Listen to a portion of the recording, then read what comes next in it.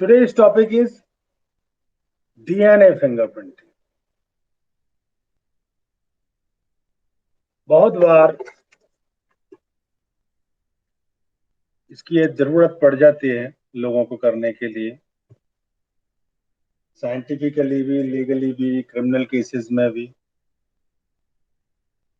जिस प्रकार से हमारे हाथों के प्रिंट, उंगलियों के प्रिंट सबके मैच नहीं होते, अलग अलग होते हैं, उसी प्रकार से डीएनए फिंगरप्रिंटिंग भी किया जा सकता है।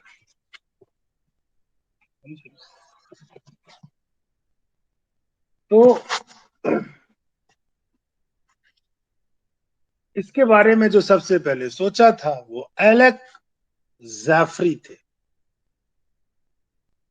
तो सबसे पहला पॉइंट मैं यही दूंगा, डेवलप्ड बाय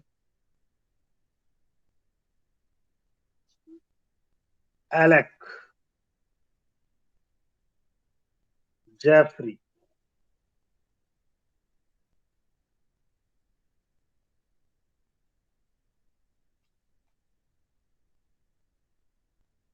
डीएनए फिंगरप्रिंट के बारे में इन्होंने सबसे पहले बताया। क्या किया इसमें उन्होंने? ये ऐसा मेथड है जिसमें दो लोगों का डीएनए निकाल लेते हैं और उसे कंपेयर करते हैं।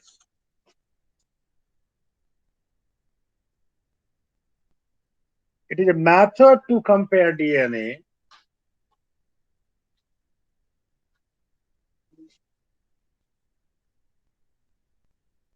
method to compare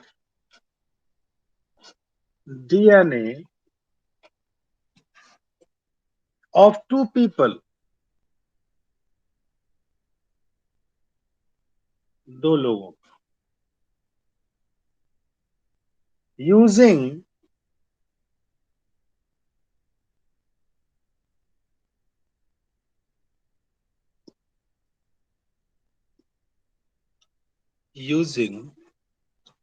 their DNA profiles।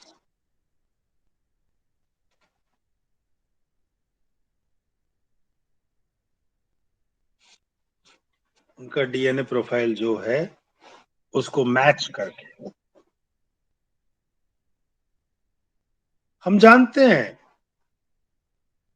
कि 99.9% of DNA of human being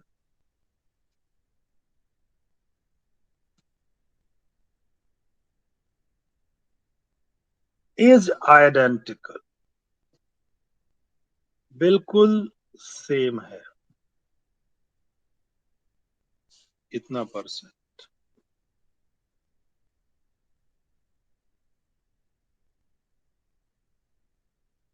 सिर्फ 0.1%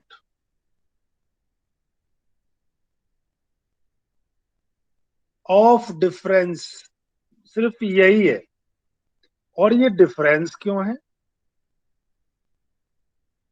इज ड्यू टू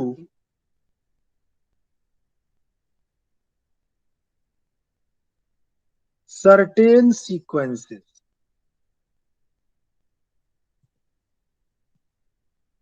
डीएनए के अंदर की कुछ सीक्वेंसेस में चेंजेस है उनकी वजह से। कौन सी सीक्वेंसेस हैं? Of repetitive DNA.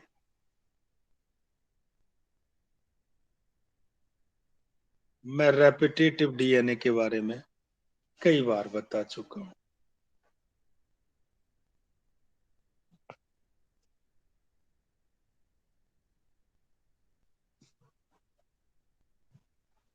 Large part of genome is made of them।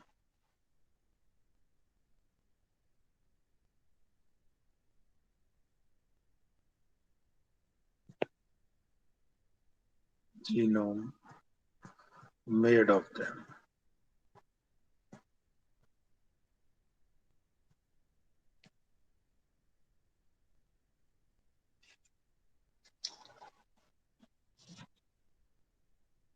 अब अगला point,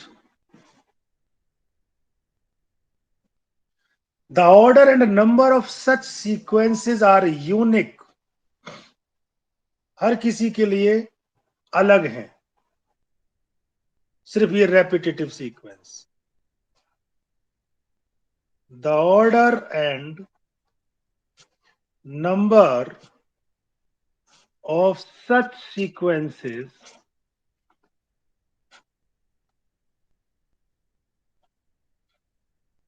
are unique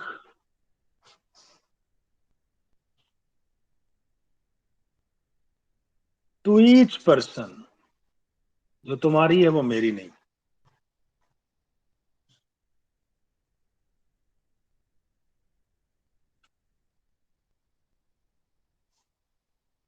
And these repetitive sequences are called as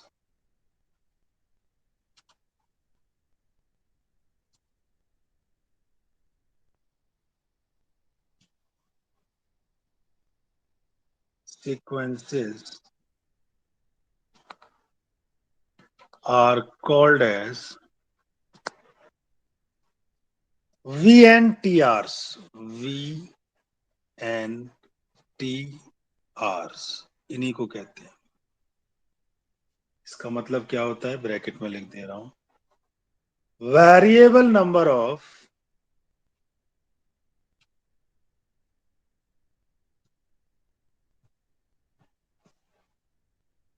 tandem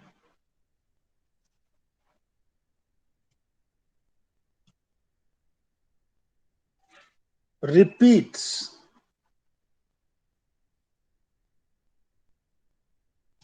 VNTRs का ये मतलब है।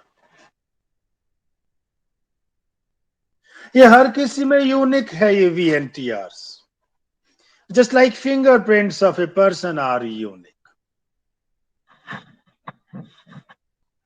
कैसे यूनिक है? फॉर एग्जाम्पल, सपोज करिए one person has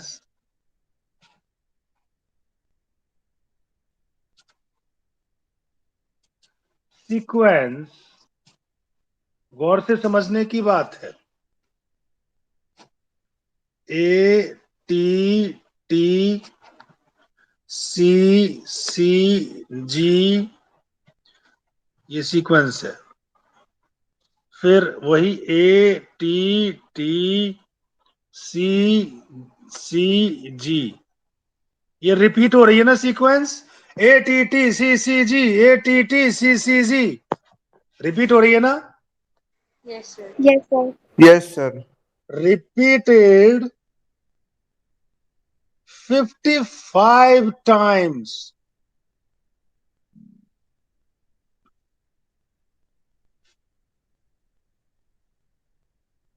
At one point in DNA.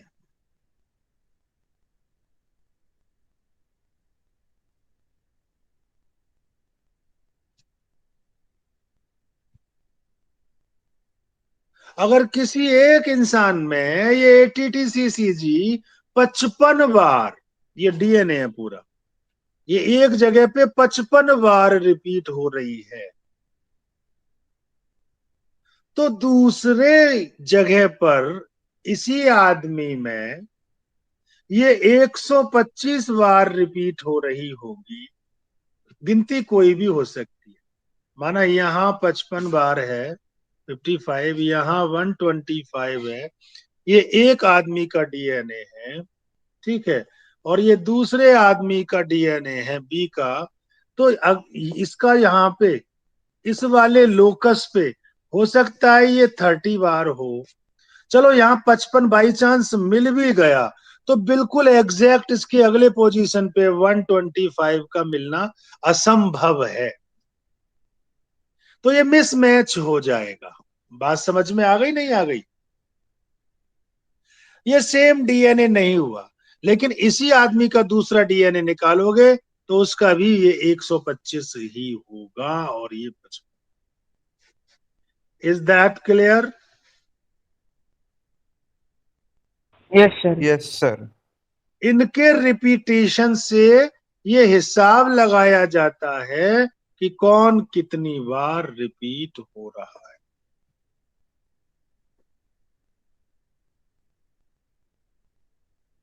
समझे? DNA and 125 times at another locus. At another locus मतलब location.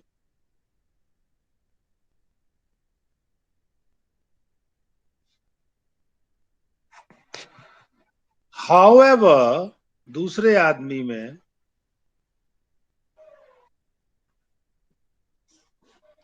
in another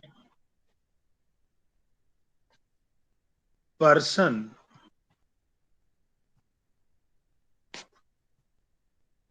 it would be 10 times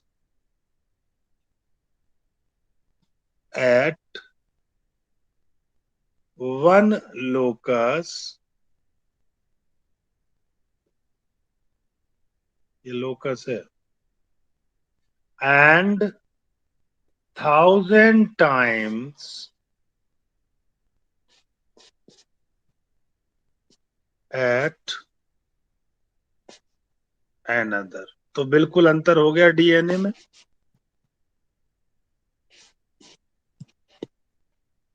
This difference of VNTRs can be used to compare DNA and identifies the person. बात समझ में आ गई? इसी को use करके पता लगाते हैं.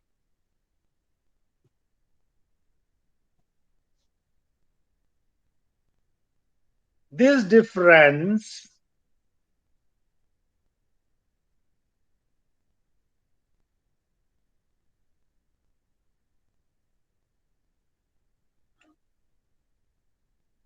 of VNTRs can be used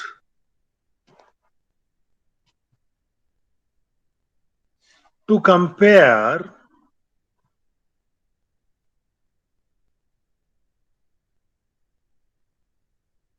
DNA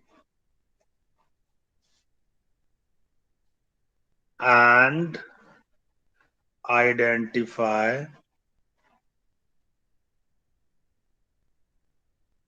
the person.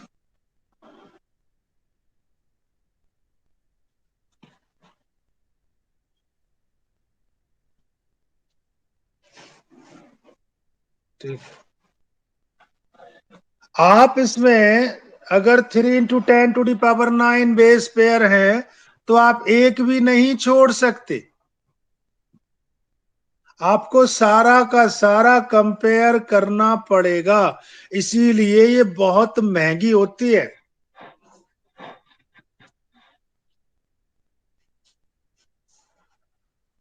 ठीक है. Number of point comparing our 3 × 10⁻⁹ base pair.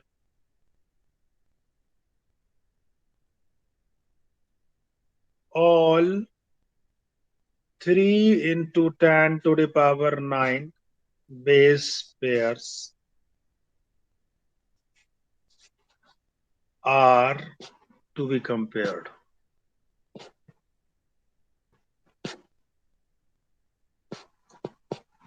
That's why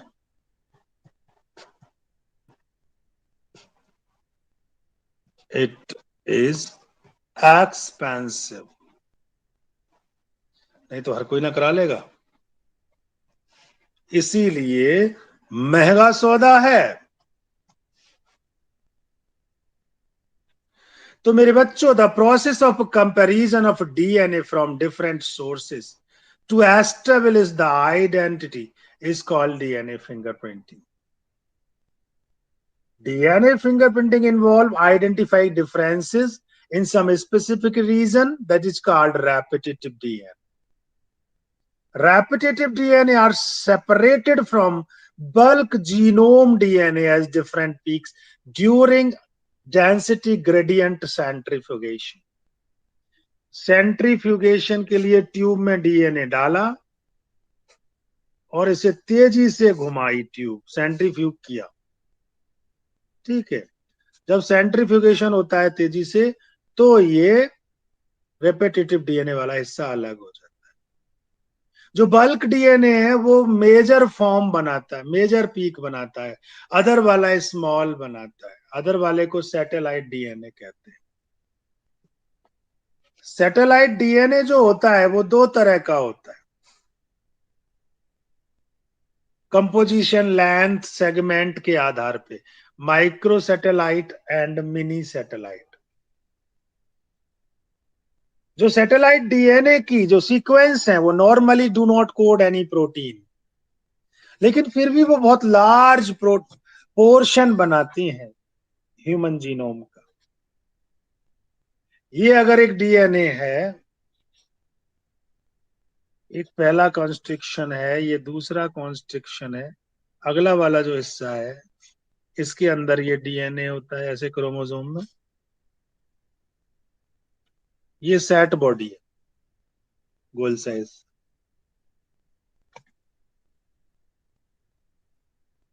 इस सैटेलाइट डीएनए में हाई डिग्री ऑफ पॉलीमॉर्फिज्म होता है। इसी के आधार पे डीएनए फिंगरप्रिंटिंग की जाती है। जो रिपीटेटिव स्ट्रक्चर है वो इसी में होता है। उनको variable number of tandem repeats कहा जाता है। समझे? तो अलग से जानकारी के लिए मैं ये लिख दे रहा हूं। नॉलेज हर चीज की रखनी चाहिए।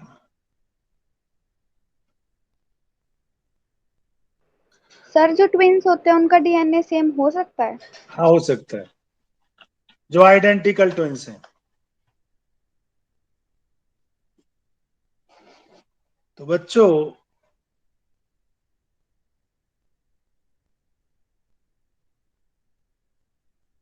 The bulk DNA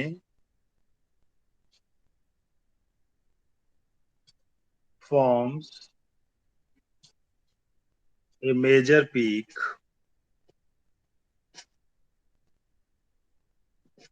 and the other, मैं इस लाइन को दूसरी तरीके से लिखता हूं, जो पीक कंफ्यूज करेगा। हम जानते हैं जो repetitive DNA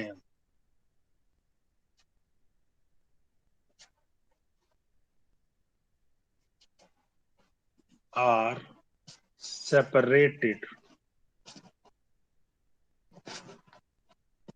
from bulk genomic DNA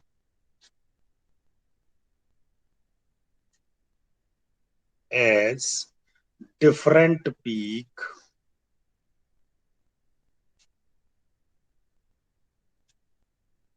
during density gradient centrifugation, वजन के आधार पर।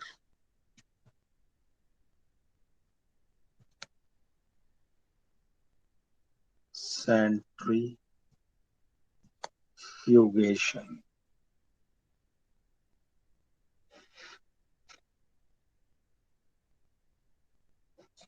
जब ये वजन के आधार पे अलग होगा तो जो bulk DNA, the bulk DNA form major peak जो ज्यादा है and the other small peak जो कम है,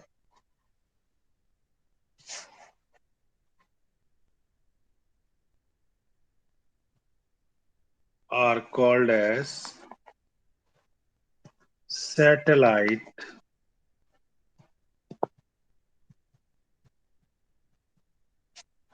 डीएनए।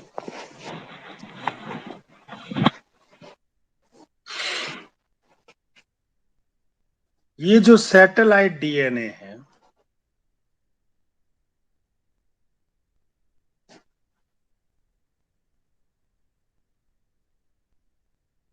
SATELLI, दोबारा लिखता हूं,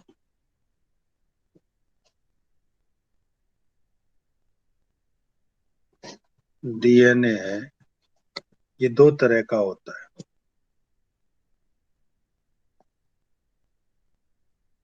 on the basis of composition.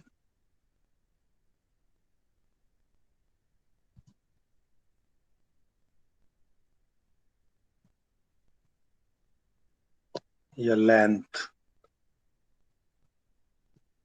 Of segment, या जो नंबर है ऑफ रेपिटेटिव यूनिट। दो तरह का, माइक्रो सैटेलाइट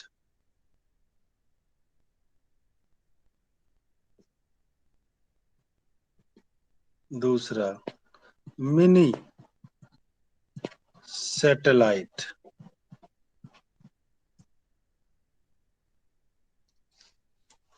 ये जो सैटेलाइट डीएनए है, मैं स्टार पॉइंट डाल के लिख रहा हूं, क्या कोई प्रोटीन बनाता है? नहीं बनाता। जैसे डीएनए से प्रोटीन बनती है ट्रांसलेशन जब होता है, तो ये बनाता है नहीं बनाता? डीएनए से पहले आरएनए, आरएनए से फिर प्रोटीन। तो सैटेलाइट डीएनए कोडिंग करता है नहीं करता?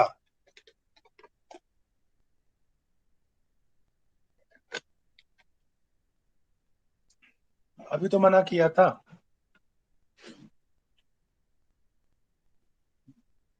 नॉर्मली नहीं करता।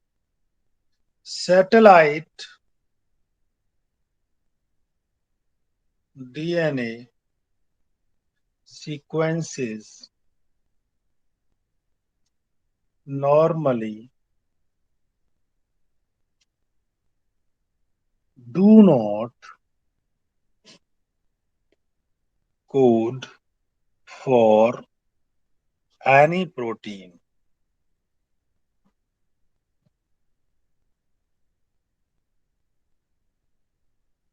लेकिन फिर भी हमारा लार्ज ह्यूमन जीनोम का पार्ट बनाते हैं, बट फॉर्म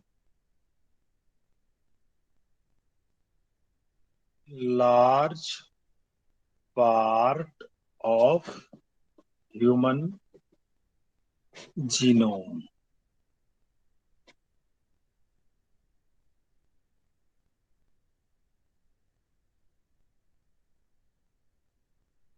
इन्हीं में VNTR पाए जाते हैं। एंड शो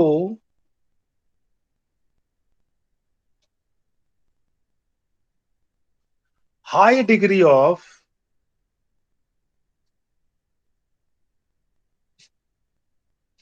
polymorphism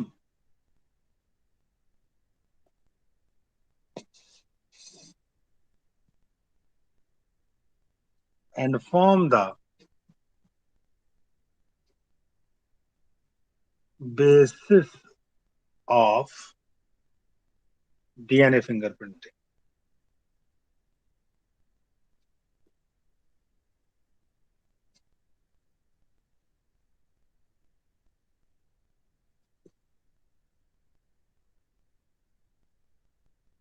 अभी पॉलीमॉर्फिज्म क्या होती है डीएनए की? An inheritable mutation occurring in a population at a high frequency. यानी डीएनए में ऐसे बदलाव होते रहते हैं जो उनकी जनरेशन बाई जनरेशन उनके डीएनए में हाई फ्रीक्वेंसी रेट पर ये डीएनए में चेंज जाता रहता है, जिसको चेक किया जा सकता है। और इनके अंदर जो रेपिटेटिव न्यूक्लियोटाइड सीक्वेंसेस होते हैं उन्हें VNTRs कहते हैं, जिनकी मैं जानकारी दे चुका हूं।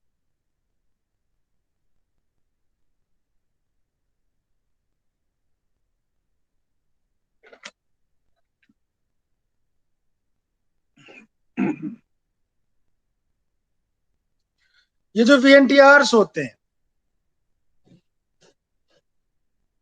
इनका जो साइज है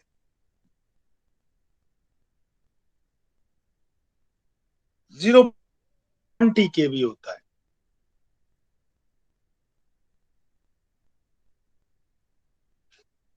तो ये वाला पॉइंट भी मैं नोट करा दे रहा हूं। रेपिटेटिव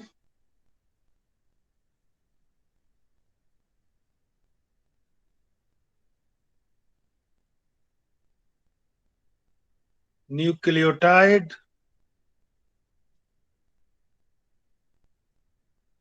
सीक्वेंस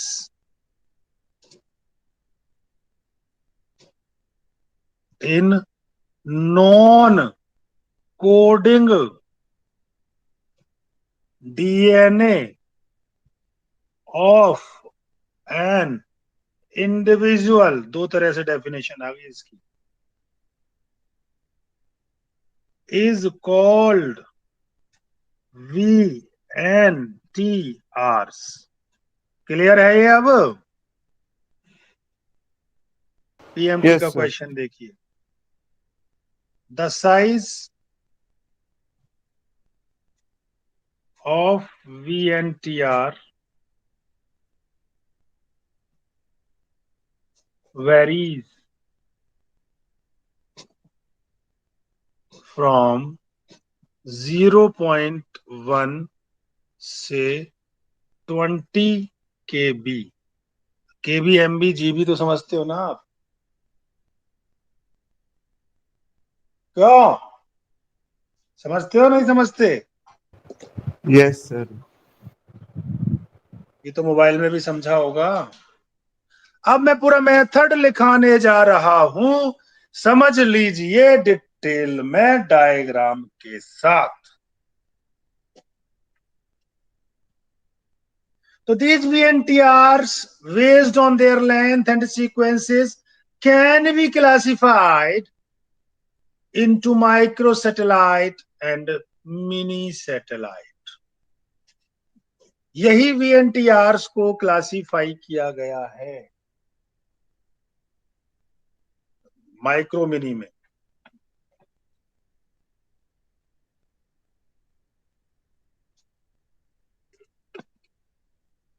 कहीं पे ज्यादा है, कहीं पे कम है। Any doubt?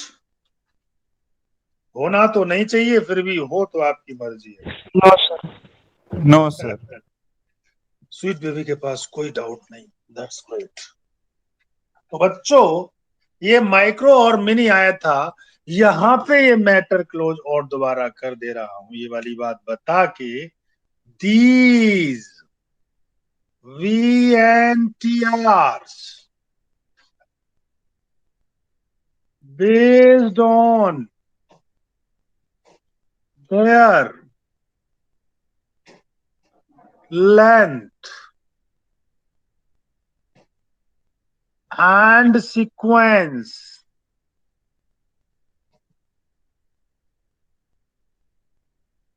can be classified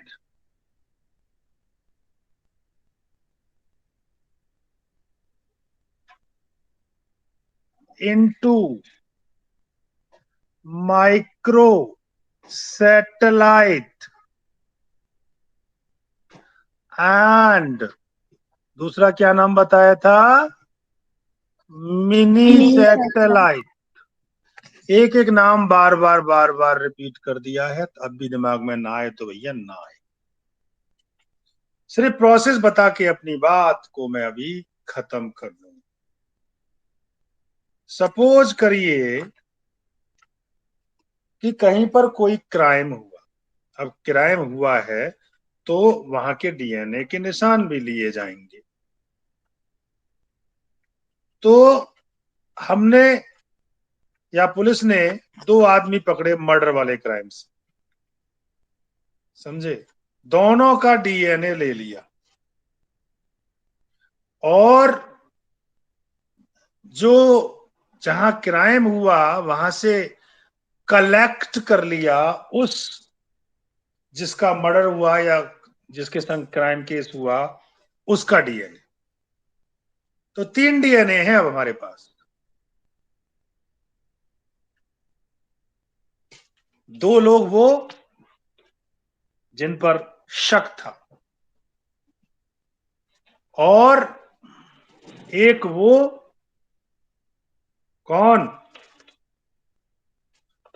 जिसके साथ क्राइम हुआ। बात समझ में आ रही है? Yes, sir. सपोज करो उनका कोई कपड़ा मिल गया, तो वो कपड़ा ही ले लिया, उसी कपड़े से ही काम चल जाएगा। मैं कपड़ा लेके ही काम करूंगा।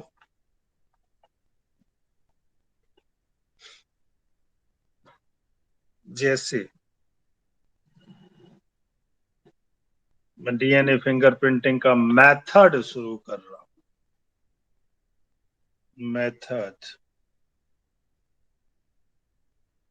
Of DNA fingerprinting. गौर से समझ लें, सारा समझ में आ जाए।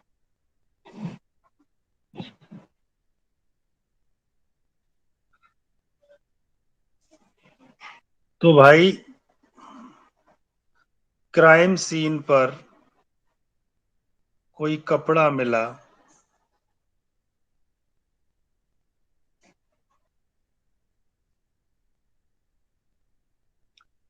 ये उसका कपड़ा लिया, उस कपड़े पे खून के निशान थे।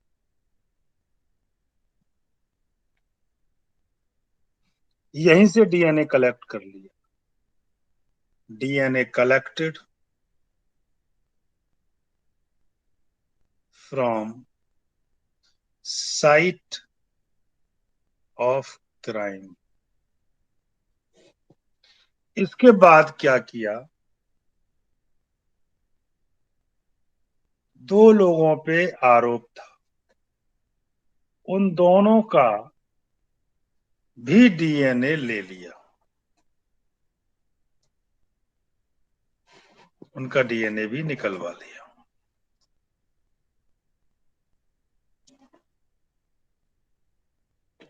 तो DNA collected from suspect, DNA collected from suspect. अब इनको आइसोलेट, इसमें से डीएनए डीएनए आइसोलेट किया। Isolated DNA cleaved into fragments, इसके टुकड़े बांट लिए। किसी भी एक का लेके चल सकते हैं, इसी का लेके चलो, यानी वही प्रोसेस इधर हो रहा होगा जो इधर हो रहा होगा। तो isolated DNA cleaved into fragment. मैं नहीं बताऊंगा कैसे टुकड़े किए जाते हैं, आपको बताना होगा। डीएनए के टुकड़े कैसे किए जाते हैं, कोई भी बच्चा रिकॉल करके बताए, मैंने पढ़ाया था।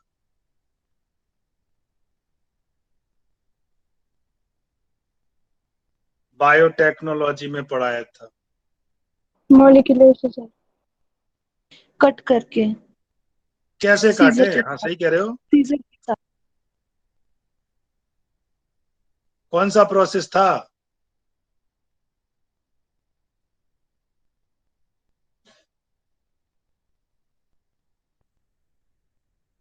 बोलिए।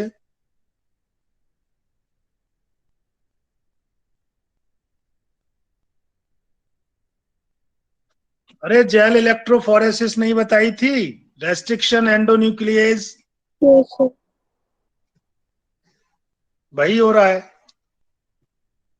तो बच्चों, इसके टुकड़े आए, ये छोटे छोटे टुकड़े काट लिए,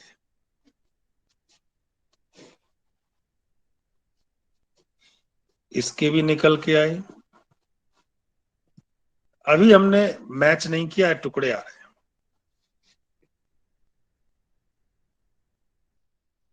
समझे? अभी ये बिल्कुल भी मैच नहीं किया है,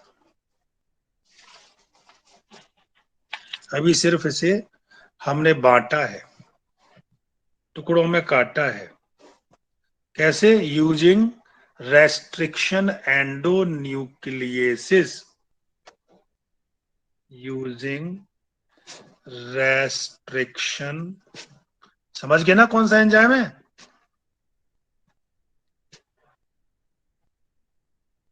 न्यूक्लियेसिस, मॉलिक्यूलर सीजर जो बताई थी। अब इन डीएनए सेगमेंट को अलग अलग किया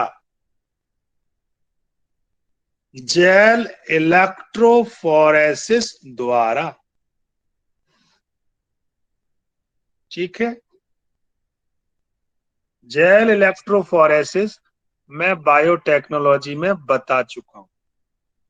तो यूजिंग जेल इलेक्ट्रोफोरेसिस,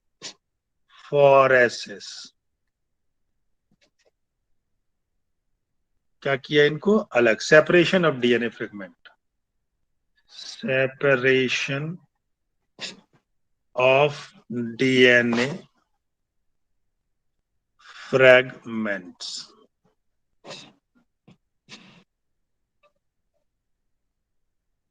जब इनको अलग अलग किया,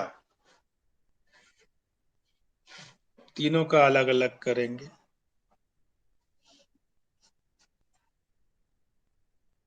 एक का यहां, एक का यहां, ये तो दो सस्पेक्ट हो गए,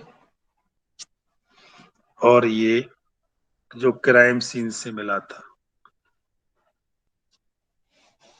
इसमें वो डीएनए का मैं निशान बना दे रहा हूं।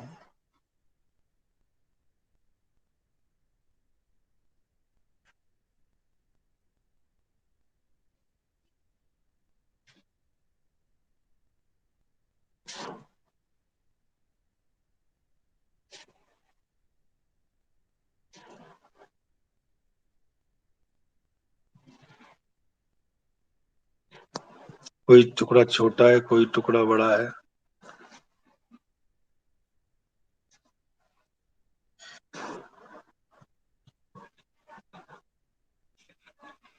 बताओ किससे मैच कर रहा है? ये तो यहीं पे दिखने लगा होगा आपको।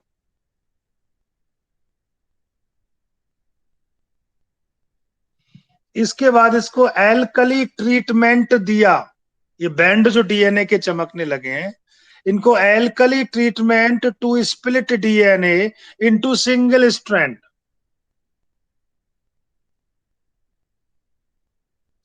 यानी इनको ट्रांसफर कर दिया सेपरेटेड डीएनए फ्रेगमेंट को टू ए सिंथेटिक मेम्ब्रेन, जो कि नाइट्रोसेल्यूलोज और नायलॉन की बनी होती है।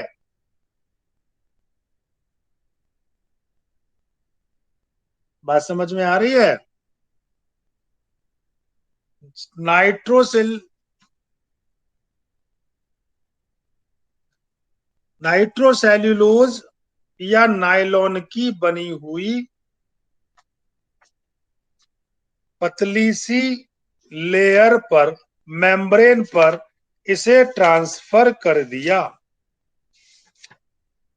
आप अपनी बुक में भी जब डीएनए फिंगरप्रिंटिंग देखोगे तो वहां पे ये सब कुछ नजर आएगा, उसमें कई क्रोमोसोम देखिए।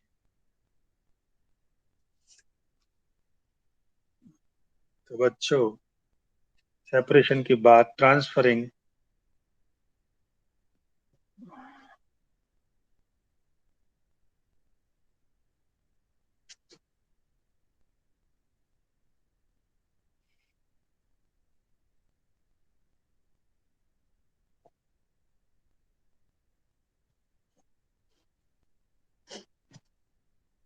Transferring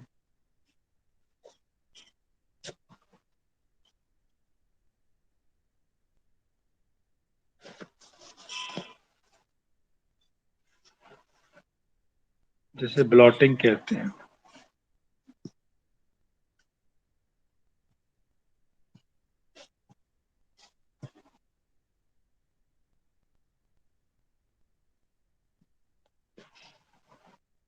of separated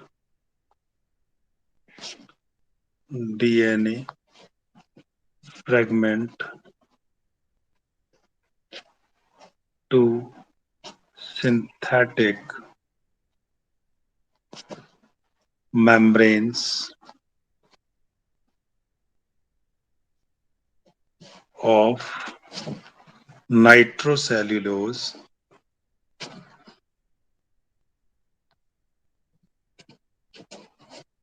or nylon.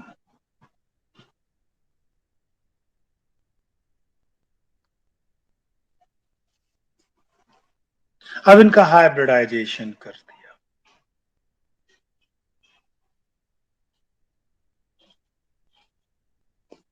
इस प्रोसेस का नाम है, जो अभी आपने किया है, सदर्न ब्लॉटिंग। आपने उसमें भी पढ़ा होगा।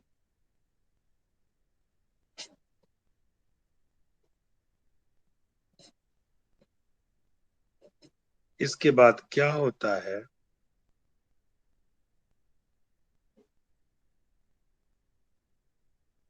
हाइब्रिडाइजेशन किया, डीएनए प्रोब, रेडियो एक्टिविटी से कर रहे हैं ना आप इसको, तो डीएनए प्रोब, प्रोब मतलब डीएनए का एक टुकड़ा,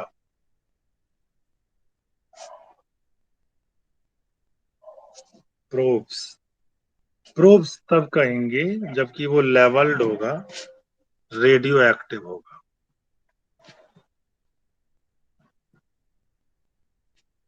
are prepared in a lab and hybridized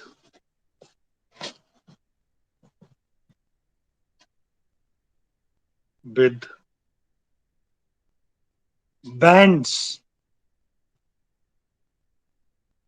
on membrane। जो मेम्ब्रेन पर बैंड्स हैं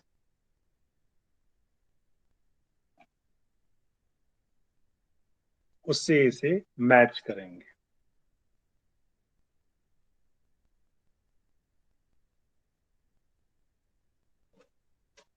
Thus, DNA is identified। आप अगर इस वाले में देखो तो आपको साफ दिख रहा है कि ये विक्टिम ए है, वो दोषी, ये सस्पेक्ट बी है। तो किससे मैच कर रहा है, ए से या बी से? B, बी से मैच कर रहा है ना। इस तरह से आपने ये पहचान लिया। तो ये थी डीएनए फिंगरप्रिंटिंग।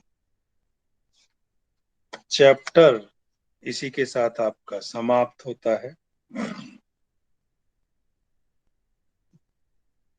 इसके क्वेश्चन वगैरह तैयार करके, अपने डाउट्स आप तैयार करके रखना। कल मैं इसके डाउट्स की बात करूंगा, समझे? तब तक के लिए आपसे विदा लेते हैं। चैप्टर समाप्त हो चुका है, नया चैप्टर कल शुरू करें।